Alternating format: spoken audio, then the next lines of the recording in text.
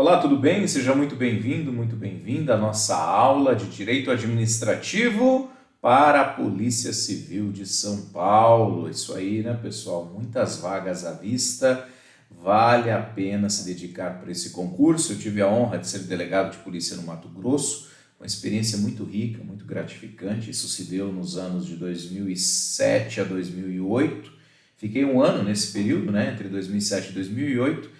Fiz academia no Cochipó, em Cuiabá, e depois fui lotado em Peixoto de Azevedo, lá no norte do Mato Grosso, onde caiu o avião da Gol, naquela fatídica situação, e lotado então na região de Sinop. Aí atuei também nas delegacias municipais ali do lado, né, Terra Nova, Matupá e outros municípios também respondi. E essa experiência foi muito rica para conhecer a realidade do processo penal, tal qual a vida é, e isso me ajudou muito depois na experiência como magistrado em Alagoas. Hoje estou na vara civil, então civil e fazenda pública, lido mais com direito administrativo, não com o direito penal, mas eu digo que foi muito bom ter sido delegado. Aprendi a atirar, aprendi a usar rádio comunicador, aprendi técnicas de entrevista e interrogatório, inquérito policial na prática. E também, né, tive a experiência de estar à frente de uma comunidade, como autoridade policial, em um município com grandes desafios. Isso tudo me ajudou muito no amadurecimento pessoal e profissional. Tá certo? O caderno está disponível, caso você não o encontre, né, nós temos ele em PDF, é só pedir para mim, @prof_Ferdinando Escrevinho, eu envio para você, mas o pessoal do Q já vai disponibilizar esse material, precisa estar logado para acessar o caderno de questões, lembre-se disso, tá bom? Tem que estar logado. E aí, pessoal, qualquer dúvida também, olha, não entendi muito bem a questão, etc., é só chamar o professor lá no Insta, lá no direct, que assim que possível eu respondo, tá bom? Eu selecionei questões do último certame para delegado e também investigador, escrivão, você vai ver aqui, questões variadas. Nós já temos gravado lives para a Polícia Civil de São Paulo no decorrer desse período, então a gente tenta não repetir as perguntas. Se porventura uma ou outra for repetida, perdoem o professor, é que a gente não se lembra de tanta live e aula que grava, que pode acontecer que alguma ou outra se repita, mas não é a nossa intenção, tá certo? Vamos então para a questão na tela. Aqui tinha até o gabarito comentado, etc., né? A gente mostra aqui as ferramentas do que? Gabarito comentado, os comentários e as estatísticas. E tem comentários muito bons, tá bom? Tem comentários excelentes. Aqui, só nessa primeira questão, 22 comentários, vale a pena dar uma olhada. Tá certo? A primeira pergunta é de 2022, delegado de polícia da PC São Paulo, que diz o seguinte: o contrato administrativo, contrato que tem por objetivo consentir o uso de bem público de forma privada por terceiro com fundamento no interesse público, é considerado como, e aí nós temos 4 opções aqui, 5 opções, 5 alternativas, melhor dizendo, né?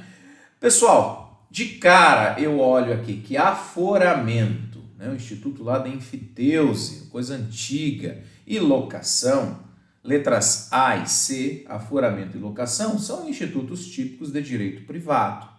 Então não é o caso aqui de contrato administrativo, eu já elimino, por serem de direito privado, lá regidos pelas leis civis, o aforamento e a locação. Tudo bem? Aí nós ficamos entre 3 hipóteses: autorização, permissão e concessão de uso de bem público. Só que tem um detalhe: autorização e permissão de uso são atos administrativos precários. A concessão é contrato. Como é que eu lembro disso, professor? Pela sonoridade da palavra. Contrato, concessão. Contrato, concessão. Sabendo disso, eu já resolvo a questão. Contrato, concessão. E também lembrando que a autorização e permissão, a autorização começa com A, de ato administrativo, precário, P de permissão é precário, tá bom? O que é contrato é concessão, letra E, é só isso mesmo, não tem dificuldade, tá certo? Vamos ver aqui nas estatísticas, nós temos incríveis 49% 20 erros, né? Quase metade da turma errou, e errou assim, principalmente trocando ali pelas letras B e D, né? B e D, quer dizer, justamente porque não sabiam que a autorização e permissão de uso de bens públicos são considerados atos administrativos e não contratos. A diferença entre ato e contrato é gritante, né, gente? Então, concessão é contrato administrativo.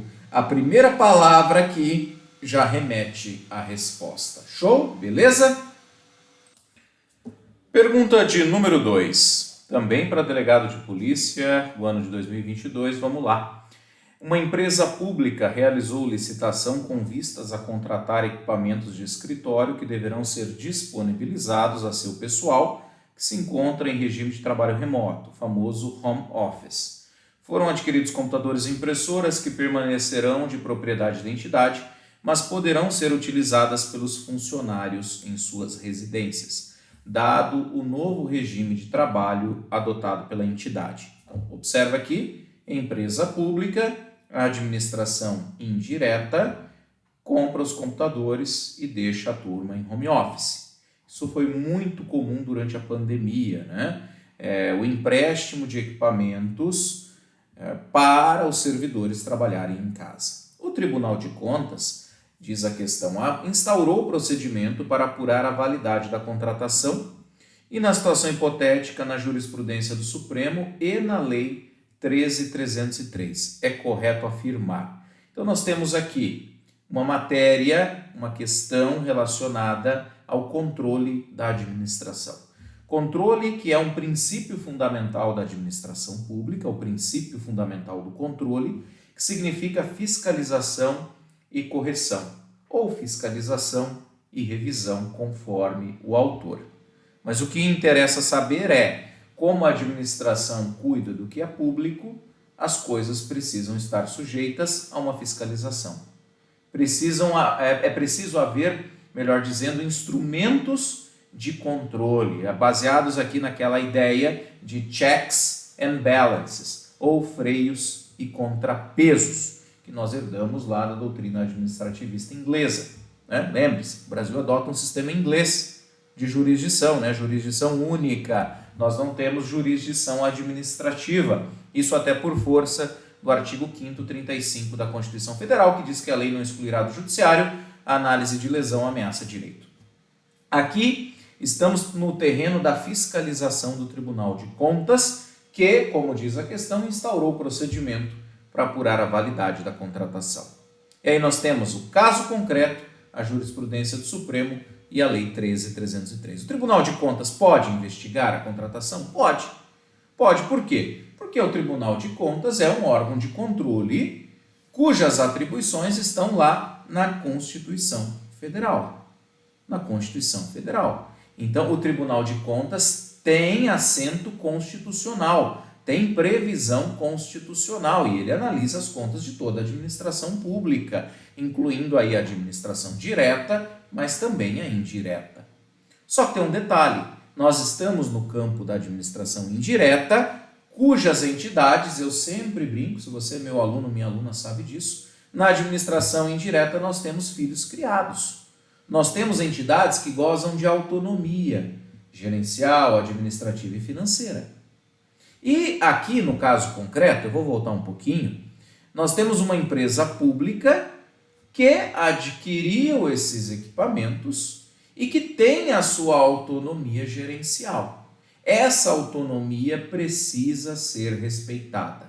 Essa autonomia precisa ser respeitada. Então, aqui nós temos um sistema em que o Tribunal de Contas tem direito a fiscalizar, sim, tem direito a fiscalizar. Por outro lado, é preciso respeitar a autonomia dessas entidades, no caso aqui, dessa estatal, né, regulada pela Lei 13.303 de 2016. E sobre esse tema, você que vai fazer concurso para delegado ou para carreira jurídica, né, eu trago aqui o agravo regimental em mandado de segurança 23168 do DF, de que foi relatora a ministra Rosa Weber, e que traz como agravante o Banco do Brasil.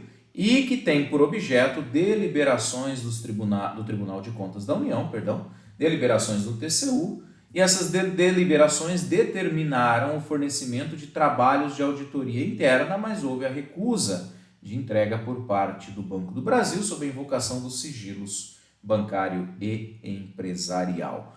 O que nós temos nesse caso concreto é, mais uma vez, a deliberação do STF dizendo não pode haver a interferência de órgão ou ente de controle na gestão e no exercício das competências das empresas públicas e sociedades de economia mista. É o que eu disse. A autonomia de gestão, a autonomia gerencial deve ser respeitada, embora haja sim o direito de fiscalização do Tribunal de Contas. Tá certo? Então, o Tribunal de Contas pode fiscalizar? Pode. Mas o Tribunal de Contas deve garantir a autonomia na gestão das estatais. Basicamente isso aqui que se discutiu, principalmente o artigo 90 da Lei 13.303 de 2006. Eu faço mais uma ressalva aqui, o artigo 90 da Lei 13.303, que é a Lei das Estatais. Olha só. Artigo 90 da Lei das Estatais. As ações e deliberações do órgão ou ente de controle, e aqui entra o Tribunal de Contas, não podem implicar interferência na gestão,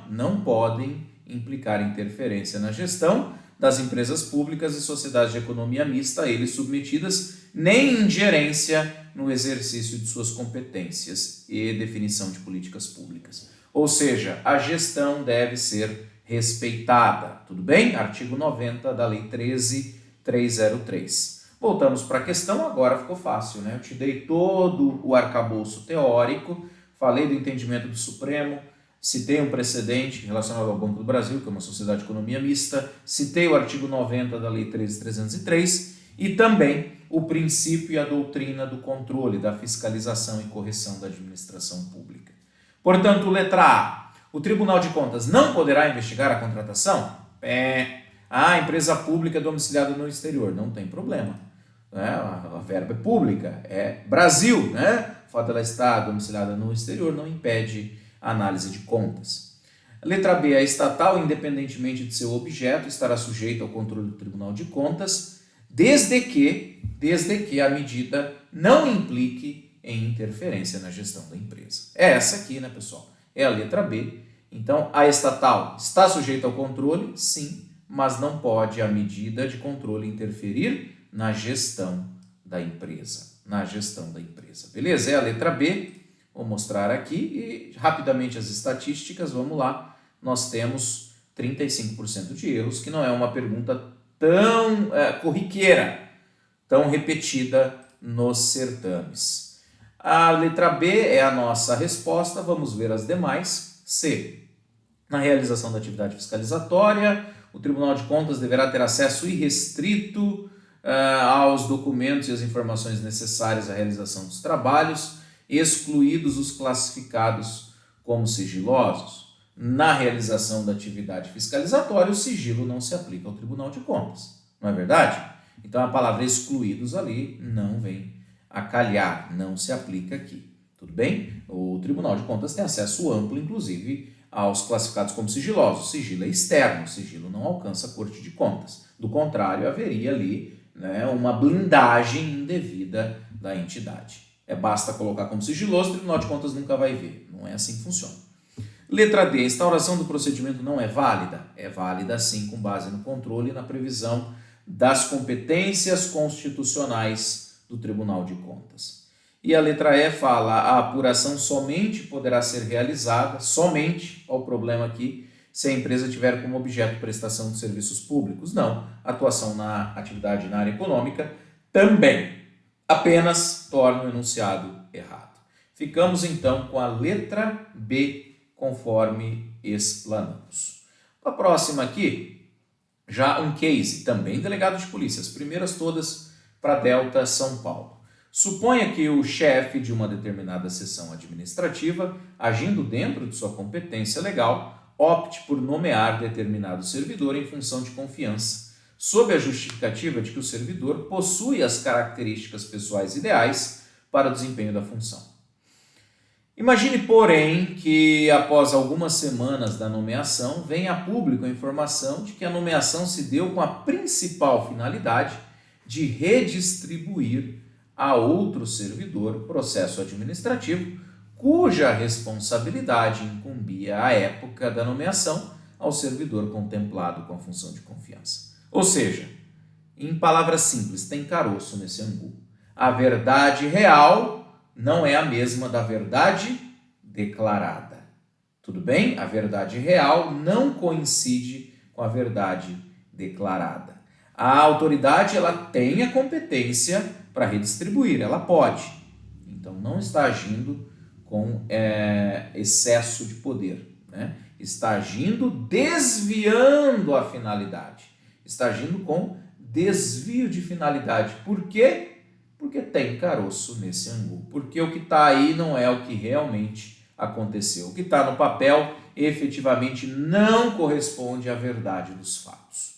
Portanto, se a autoridade tem poder para fazer a redesignação ou para fazer a redistribuição, melhor dizendo, a redistribuição, não há excesso de poder, e sim desvio de finalidade. É desvio de finalidade e isso aí corresponde à letra D. E o que é o conceito de desvio de finalidade? Sempre muito cobrado, sempre muito lembrado pelas bancas. O desvio de finalidade se verifica, está aí o conceito, quando o agente público, embora possa agir, ele se afasta da finalidade prevista na lei. A lei diz que você tem que perseguir o interesse público e o agente público, embora tendo poder, embora exercendo as competências que lhe cabem, ele se afasta da finalidade. Ele dá um jeitinho, ele faz um arrumadinho, tá entendendo? Ele se afasta da finalidade prevista. Daí o nome desvio de finalidade. Pode agir, mas age mal.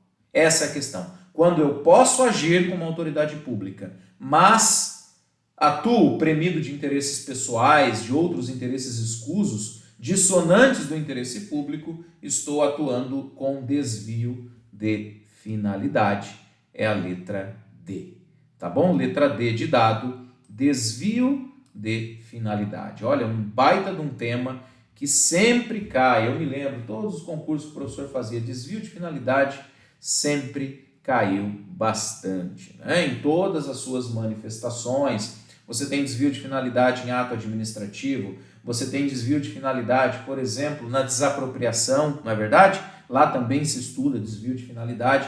O direito administrativo ele é bem coeso. Quando você entende a lógica do direito administrativo, você resolve as questões de uma maneira muito mais fácil, tá bom? Vamos ver aqui, ó. Pouca gente errou, né? Porque já é uma questão surrada, já é uma questão manjada. 12%, quase 13% de erros, é tranquilo, tá bom? Vamos para a questão de número 4 agora, delegado ainda. Todas as primeiras relacionadas a delegado. Professor, mas não vai ter questão de agente? Vai, espera só um pouquinho. Essa aqui fala de princípios administrativos que podem ser utilizados, segundo a questão, para fins de controle de constitucionalidade dos atos administrativos pelo Poder Judiciário, sendo que se observa na alternativa a seguir. Então vamos lá, o que ele quer saber? Ele quer saber a respeito de princípios utilizados para o controle da constitucionalidade dos atos administrativos pelo Judiciário. O que nós temos aí que acabou sendo uma criação do Poder Judiciário relacionada à valoração dos princípios da administração, artigo 37 caput, famoso LIMP, legalidade, impessoalidade, moralidade, publicidade e eficiência, e que hoje, inclusive, é súmula vinculante. Está lá na súmula vinculante número 13, que trata da proibição de ficar contratando parentes. A súmula do nepotismo, né, professor? Exatamente, estamos falando aqui da súmula do nepotismo. Tudo bem? Essa é uma criação interpretativa da Constituição Federal, lá no início, sobretudo, que acabou se espraiando por força da súmula vinculante a toda a administração pública. mas que é a criação do Poder Judiciário, tanto que o nepotismo, ou a vedação ao nepotismo, melhor dizendo, a proibição ao nepotismo, surgiu a partir, de forma inequívoca, da súmula vinculante número 13. Súmula vinculante número 13. Vamos ver o texto dela. Aqui na tela, a nomeação do cônjuge, companheiro ou parente em linha reta, colateral ou por afinidade até o terceiro grau. Então, uma coisa que sempre cai na prova é o grau de proibição, ou melhor, os graus, até onde vai a proibição? Até o terceiro. Tem muita pergunta que fala até o quarto. Não, é até o terceiro grau, tio e sobrinho na linha colateral. Inclusive ele, óbvio, até o terceiro grau está incluindo o terceiro grau, que é tio e sobrinho, beleza? Na linha colateral. Da autoridade nomeante ou do servidor da mesma pessoa jurídica investido em cargo de direção, chefia ou assessoramento para o exercício de cargo em comissão ou de confiança, ou ainda função gratificada. Em qualquer dos poderes, isso que fica evidente, que deixo claro para você, em qualquer dos poderes da União, Estados, DF e municípios, incluindo o toma lá da cá, incluindo os ajustes mediante designações recíprocas, o chamado nepotismo cruzado. O que é o nepotismo cruzado? É o me ajuda que eu te ajudo, É uma mão lava a outra. Nomeia o meu parente que eu nomeio o seu. Isso também é nepotismo, A súmula vinculante número 13 proibiu o nepotismo e proibiu o jeitinho. O que é o jeitinho? As chamadas designações recíprocas, o toma lá da cá, o me ajuda que eu te ajudo. Isso também é vedado. A prática do nepotismo, hoje, ela é improbidade administrativa. A prática do nepotismo, atualmente, é improbidade administrativa por violação de princípios. Olha só. Artigo 11 da Lei de Improbidade, tudo bem? Artigo 11 da LIA, da Lei 8429, da LIA, Lei de Improbidade Administrativa. Aqui, no artigo 11, dentro da seção 3, que trata dos atos de improbidade que atentam contra os princípios da administração pública, então artigo 11, e nós temos aqui, pessoal, no inciso 11, nomear cônjuge, companheiro ou parente em linha reta, colateral ou por afinidade até o terceiro grau, inclusive da autoridade nomeante ou do servidor, da mesma pessoa jurídica, blá, blá, blá, é basicamente a reprodução da súmula vinculante número 13. Basicamente, a reprodução da súmula vinculante número 13. Tá bom? Então, nepotismo é vedado, nepotismo é ato de improbidade, surgiu a partir de uma interpretação dos princípios feita pelo Poder Judiciário, sobretudo a partir da edição da súmula vinculante número 13, que, como o nome diz, ela vincula todos os poderes. Tá certo? Claro, o judiciário pode rever a súmula, pode cancelar a súmula, pode, mas eu digo, ela é de observância administrativa vinculante para todo mundo. Beleza? Tranquilos? Ela só não engessa o próprio Poder Judiciário que pode revê-la, óbvio. Tá bem? Mas, pessoal, delegado do Paraná perguntou as exceções. Exceções ao nepotismo. Quando que eu posso empregar parentes? Então, nós temos basicamente 3 exceções. E o concurso adora exceção, basicamente aqui para você lembrar, a primeira, concurso público. Concurso público é porta da frente, Eu sou agente público. Se minha esposa passa num concurso, é claro que ela vai poder assumir o cargo dela, porque não há questão de sangue ou de parentesco ou de afinidade, não há questão familiar aí envolvida. É mérito, entrou pela porta da frente. Então, concurso público é a primeira exceção. Do contrário, todo mundo seria punido por ser parente de alguém que trabalha no Estado. E não faz sentido isso, Não faz sentido isso. Então, concurso público é a primeira exceção. O segundo, nomeações para cargos políticos, como, por exemplo, a mulher do prefeito, que é secretária de assistência social, algo que a gente vê com alguma frequência, Quem que é a secretária de assistência social do seu município? Em muitos, é a esposa do prefeito. Pode, porque é um cargo de natureza política. Tá bom? Claro. Isso aí pode ser avaliado no caso concreto, questão das habilidades, competências, tudo, Mas é uma exceção, tudo bem? E a terceira exceção é quando não há vínculo de hierarquia, de subordinação entre os parentes, Eu sempre dou o exemplo do tribunal, tem um lá que trabalha num cargo comissionado de um setor, lá, por exemplo, transportes, almoxarifado, e o outro lá é assessor do desembargador. Não há nenhuma hierarquia, nenhuma vinculação entre eles. Essas exceções são muito lembradas nas provas, tá certo? Muito, muito lembradas. Mas voltando aqui, nós temos na nossa questão qual situação, melhor dizendo, foi moldada a partir de uma interpretação do Poder Judiciário relacionada relativamente aos princípios administrativos para fins de controle da constitucionalidade do ato administrativo, para que ele seja impessoal, moral, eficiente. É o nepotismo. Então nós temos aqui na letra A. Na letra A nomeação do cônjuge, da autoridade nomeante para o exercício em cargo em comissão de confiança na administração pública viola a Constituição Federal. É o teor ou uma parte da súmula vinculante número 13, princípio da impessoalidade, moralidade, eficiência, todos esses são lembrados, né? Agora também da legalidade, óbvio, né? Por força da súmula vinculante. Todos esses princípios são ponderados na vedação ao nepotismo, letra A. Tudo bem? Vamos só para as estatísticas. E nós temos aqui, está gerando 21% de erros, tá certo, pessoal? Mas é a letra A. Tudo bem? Outras alternativas, falar, por exemplo, a letra B. Ato ilegal deve ser revogado pelo administrador público? Não. Ato ilegal é anulado. Ato ilegal é anulado. Tudo bem? Ao titular do procurador da autarquia, exige-se o mandato, exige-se o instrumento do mandato, que é a procuração? Não.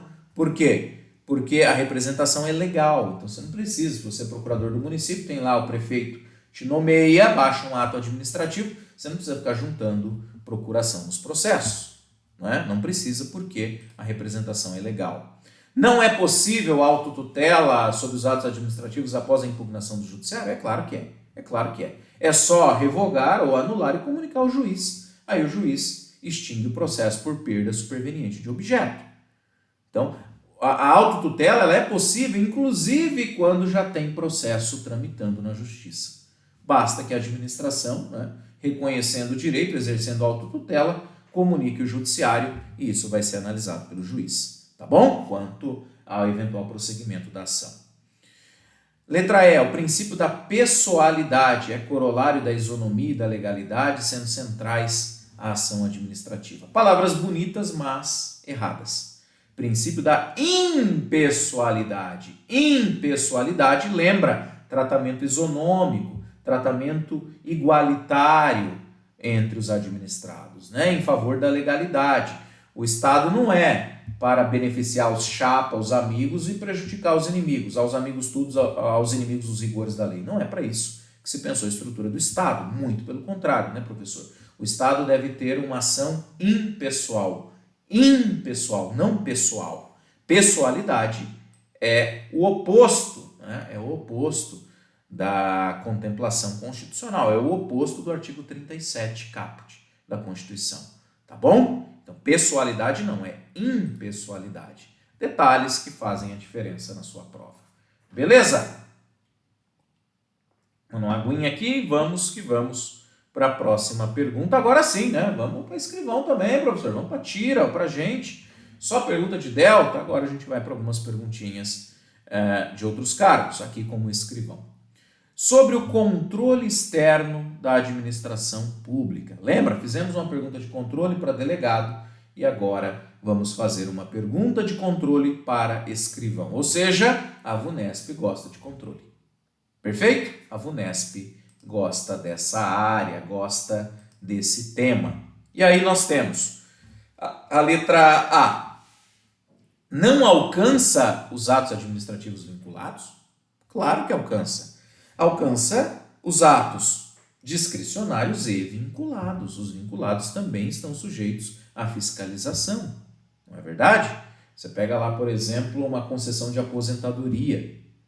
Ele é ato vinculado. Preencheu os requisitos, aposenta. É simples assim. É ato vinculado a concessão de aposentadoria. Não é, vou te aposentar se eu quiser. Deixa ver se tem gente aqui para colocar no seu lugar. Não. Aposentadoria é ato vinculado.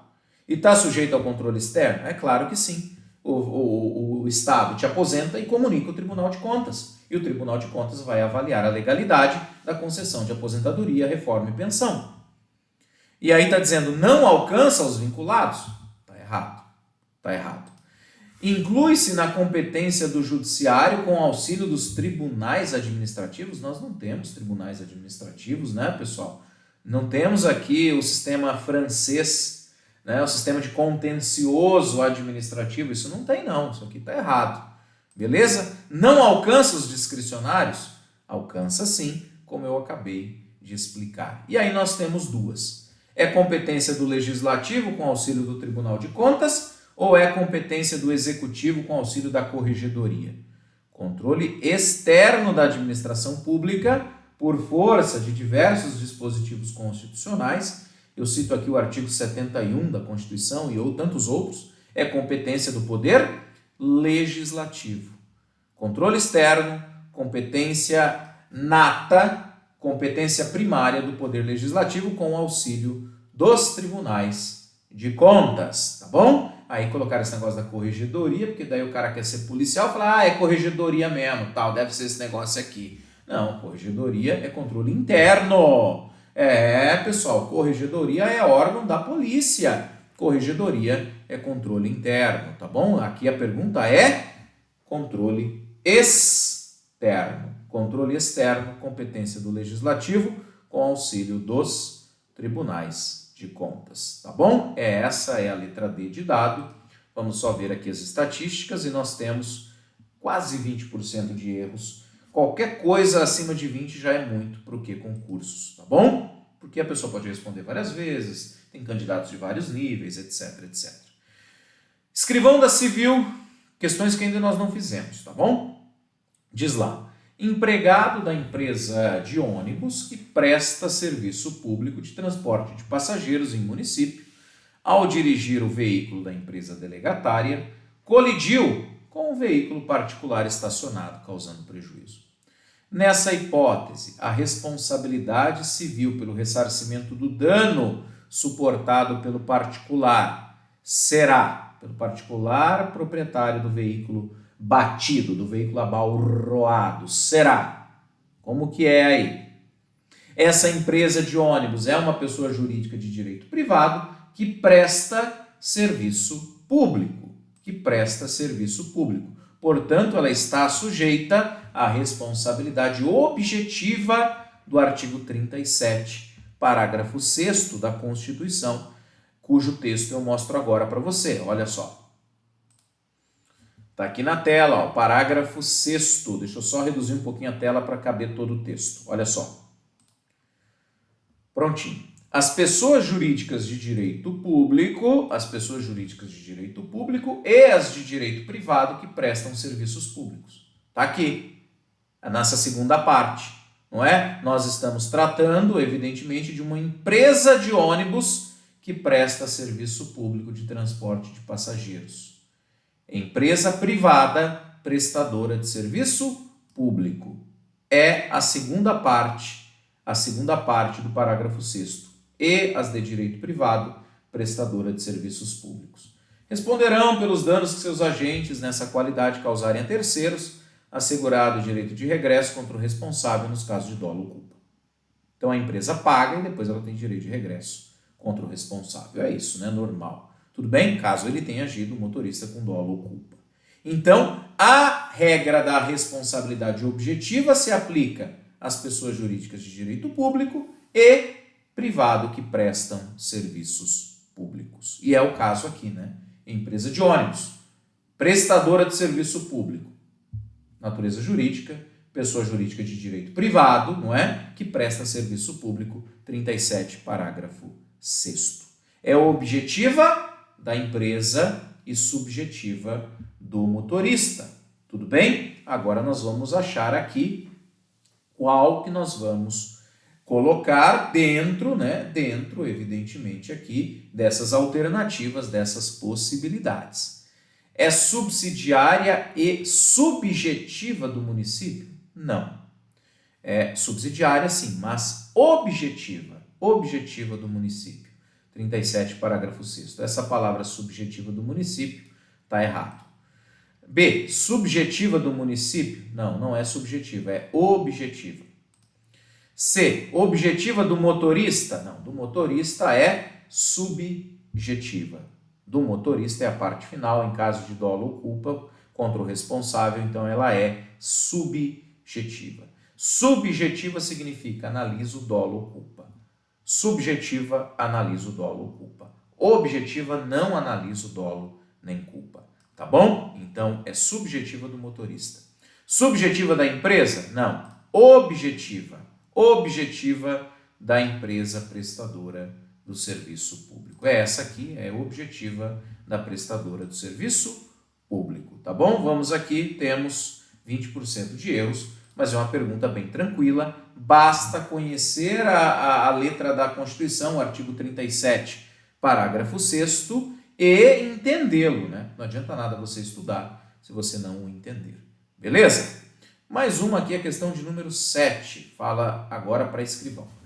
A administração pública, ao constatar que um de seus atos foi praticado com desvio de finalidade. Olha aqui, ó. O que eu falei há pouco? Lembra? Eu falei, as bancas gostam de desvio de finalidade. 2 concursos da VUNESP para a Polícia Civil de São Paulo, diferentes no tempo, comuns no assunto. Mais um cobrando desvio de finalidade. Vamos pensar o seguinte, se a administração pública constata que um de seus atos foi praticado com problema, que o que está no papel é diferente da real, né? Que tem caroço no angu, que está errado o negócio, ela precisa provocar o Poder Judiciário ou ela pode agir com base na sua autotutela? Né? O que é autotutela? O poder da administração pública de rever os próprios atos, de corrigir os próprios atos, seja por ilegalidade, seja por conveniência ou oportunidade. Então vamos lá, ela precisa provocar alguém? Se o ato foi praticado com desvio de finalidade, ele é nulo. Ele é nulo porque eu tenho uma ilegalidade. Toda vez que eu tenho uma ilegalidade, o ato é nulo. Tudo bem? A ideia aqui é que a administração pública deve anular os atos ilegais. Então, eu anulo algo que é ilegal, né? Eu declaro a nulidade desse ato por ilegalidade, súmula 473 do STF. Você deve ler, súmula 473 do STF. Então, vamos lá. Vi que tem problema, vi que tem desvio de finalidade, que é uma ilegalidade. Eu preciso provocar o Poder Judiciário? Não. Eu preciso provocar o Tribunal de Contas? Não. Eu vou convalidar, eu vou consertar um ato ilegal? Não, nesse caso não tem como. Eu vou declará-lo nulo de ofício ou revogá-lo de ofício ou mediante provocação. Pessoal, muito claro aí, né? Muito claro aí. Eu vou declará-lo nulo de ofício porque eu tenho, na hipótese, um desvio de finalidade. Desvio de finalidade gera a nulidade do ato que deve ser declarada de ofício. É dever da administração. A administração deve reconhecer essa nulidade de ofício. O que é de ofício? Ela mesma, sem ninguém pedir, sem ninguém ficar lá provocando, mandando ofício, escrevendo de batom no espelho do banheiro. É de ofício, declaração de nulidade. Tá bom? 26% de erros. Então, uma questão que muita gente errou, né? Uma questão que muita gente errou, mas por desconhecimento. Vamos para a última, para a saideira, questão de número 8, escrivão da Civil, e fala: os poderes de comando. Olha, muito comum na polícia, né? Poder de comando, de fiscalização, de revisão dos atos e também os poderes de delegação e avocação de competências. Delegação, passo a competência para alguém, avocação, chamo a competência para mim. São expressão de qual poder? Questão conceito. Gente, cadeia de comando lembra hierarquia. Ó, só lembrar, cadeia de comando, hierarquia. Tem lá o chefe. né? A Polícia Civil, inclusive, é baseada na hierarquia e na disciplina. Poder de comando, poder hierárquico, que também significa fiscalizar, revisar os atos e também passar para alguém ou avocar competências. Tudo isso são manifestações do poder hierárquico.